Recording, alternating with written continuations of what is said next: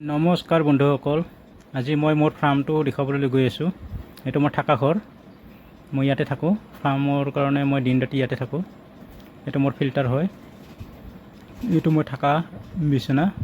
এতিয়া নতুন প্ৰথম সৰুকৈ বনাইছোঁ কাৰণে এনেকৈ আছোঁ বৰ্তমান। সৰু ফাৰ্ম যিহেতু, এইটো মই গাহৰিৰ কাৰণে দানা সিজাই আছোঁ। কচু কাটি কাটি সিজাই সিহঁতক দি দিওঁ। কচু, মল, চাউলৰ গুড়ি এনেকৈ মিলাই কিনে সিহঁতক দি দিওঁ। সদায় পুৱা এনেকৈ মই কচু সিজাই গাহৰিবোৰক খুৱাই আছোঁ।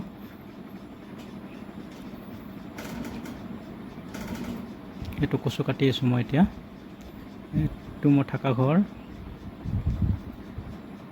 এইটো মোৰ লোকেল কুকুৰাৰ ঘৰ হয়। সেইটো ডাঙৰ ফাৰ্মটো মোৰ কাৰণে ডাঙৰ বাৰু, আপোনালোকৰ কাৰণেতো একোৱেই নহ'ব, ক্ষমা কৰিব বাৰু। এইটো হ'ল আপোনাৰ লোকেল কুকুৰাবোৰ মই এনেকৈ ফ্ৰী ৰেঞ্জত ৰাখি থৈ দিছোঁ।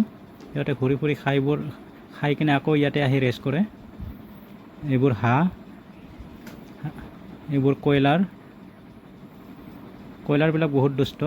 ভিতৰত সোমালে বহুত অত্যাচাৰ সিহঁতৰ, গাৰ ওপৰত উঠি আহে।